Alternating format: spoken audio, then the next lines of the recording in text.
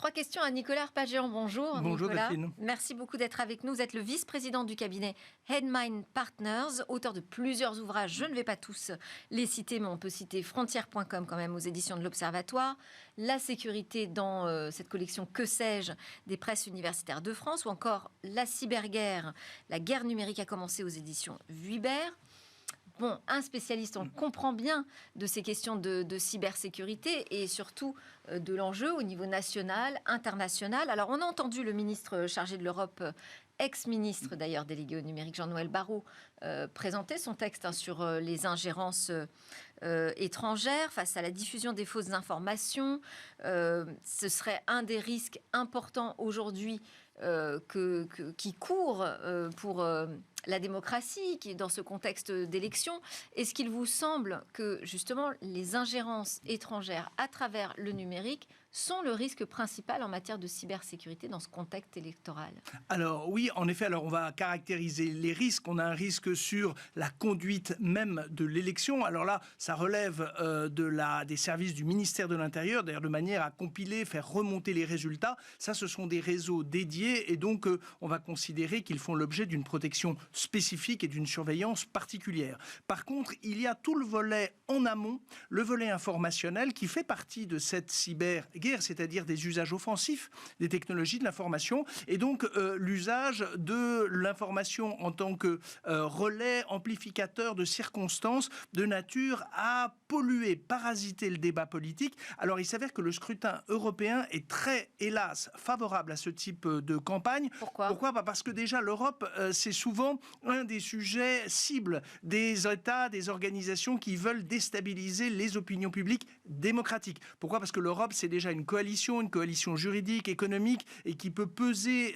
sur la géopolitique globale. Et donc, tout ce qui peut contribuer à déstabiliser cet ensemble très atypique à l'échelle mondiale fait effectivement intéresse particulièrement les États non démocratiques. Deuxième chose, c'est que souvent, avec ce système de scrutin de liste, il n'y a pas forcément une grande adhésion de la population aux listes électorales. Je m'explique, c'est des sujets où quelquefois on vote par réaction. Il y a une forte dimension émotionnelle, c'est-à-dire que l'on veut parfois sanctionner le pouvoir exécutif en place, même si ce n'est pas fait pour ça, et on a des personnalités qu'on ne voit émerger qu'à l'occasion du scrutin européen. Donc il y a une relation particulière à cette élection, et donc qui fait que quelquefois des gens peuvent être sous le coup de l'émotion, de la réaction, amenés à voter, à exprimer des votes qui sont pourtant très structurants pour la construction européenne. Et est-ce qu'on fait preuve de naïveté? Parce que c'est ce qu'on a entendu dire ces derniers jours. Alors, on fait preuve de naïveté, ou en tout cas, à chaque fois, on redécouvre. Nous avons eu, hélas, il y a quelques jours,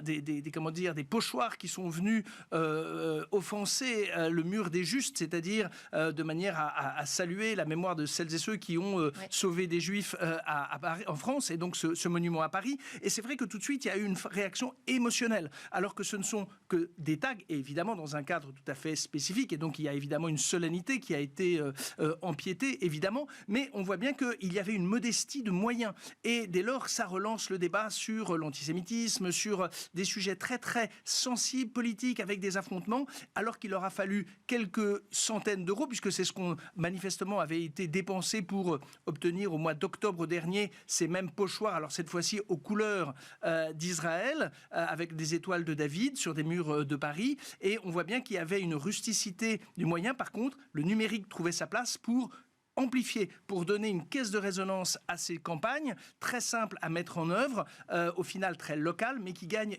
potentiellement une ampleur nationale, voire internationale, dès lors qu'il y aurait effectivement un abondement par des plateformes numériques. C'était le cas avec Doppelganger, c'est-à-dire ces réseaux qu'on a vraiment pu attribuer à la Russie ou pro-russe de désinformation. Ça a été dans une moindre mesure concernant ces mains rouges, mais on voit bien que c'est une continuité dans le parasitage du débat public. Alors, ce qu'on entend aussi dans le discours de Jean-Noël Barrot, c'est on va mettre la pression sur les plateformes, les grandes plateformes numériques, les réseaux sociaux, pour qu'ils fassent mieux leur travail, qu'ils s'exécutent plus rapidement sur la modération des contenus. Est-ce que ça veut dire qu'on fait reposer finalement notre sécurité informationnelle sur les plateformes? Alors, en tout cas, est-ce qu'on a véritablement un moyen de pression? En tout cas, on ne peut pas les exonérer de leurs responsabilités. C'est vrai que pendant très longtemps, et vous le savez sur cette antenne, elles ont œuvré à être des hébergeurs et à se présenter comme étant des hébergeurs techniques d'informations numérisées et surtout se gardant bien d'endosser la responsabilité d'éditeur. Oui. Alors, ça a tenu pendant des années, même des décennies. Il s'avère que l'entrée en vigueur du DSA, le Digital Services Act, ce texte européen qui, à l'échelle des 27, alors, ils ne sont pas considérés comme éditeurs stricto sensu. Par contre, ils ont un cadre de responsabilité très exigeant, très formel. Elles doivent effectivement déjà documenter les actions qu'elles ont physiques et humaines, numériques et justement très mécaniques pour contrôler en tout cas les contenus et surtout pouvoir retirer dans des délais rapide. Alors évidemment, on est toujours dans cette logique de liberté d'expression, mais responsabilité de publication, et c'est la raison pour laquelle l'application du DSA, et c'est là où la question va se poser, est-ce que, ça y est, les autorités nationales vont appliquer ce levier? Est-ce que la CNIL, la Commission nationale informatique et liberté, oui, a fait pour le RGPD en attribuant des amendes très conséquentes? Elles peuvent aller, alors dans le cas du RGPD, 4% du chiffre d'affaires mondial globalisé, 6% du chiffre d'affaires mondial globalisé dans le cadre du DSA. Peut-être que ce sont les premières amendes. Alors évidemment, en termes de pédagogie, c'est forcément un peu limité, mais on voit bien que ça peut être efficace, qui vont être les rappels à l'ordre des très grandes plateformes, de ces gatekeepers, c'est-à-dire ceux qui tiennent le marché informationnel, les grandes plateformes, même si il ne faut pas négliger le rôle que peuvent jouer les messageries, les boucles Telegram, les boucles éventuellement WhatsApp, qui sont des réseaux presque parallèles, puisque moins visibles que des médias accessibles largement, comme ça peut être le cas de comptes sur X, sur Facebook ou autres, éventuellement Instagram, même s'il est moins concerné. Alors, parce que si on redescend quand même d'un niveau, il y a aussi les chefs d'entreprise qui sont concernés par ce contexte géopolitique et qui sont des victimes de cyberattaques parce qu'ils peuvent servir de relais, ils peuvent servir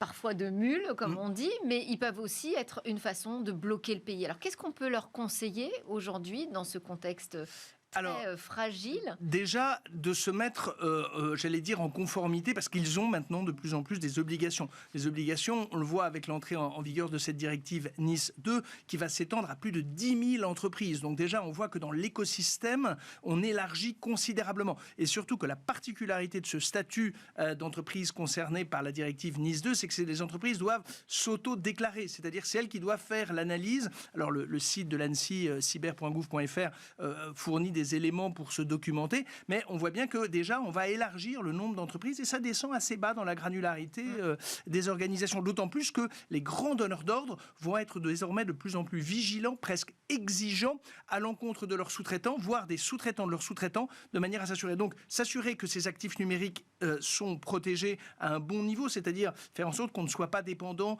d'un seul fournisseur, qu'il n'y ait pas un seul endroit, que l'on puisse dupliquer des contenus, gérer l'accès, la gestion des identités, qui a accès à quoi pour faire quoi, ça fait déjà partie des règles importantes de sécurité. Et ça fait déjà beaucoup. Merci beaucoup Nicolas Harpagian, donc de Headminds Partners et puis auteur de Frontières.com aux éditions de l'Observatoire. Merci.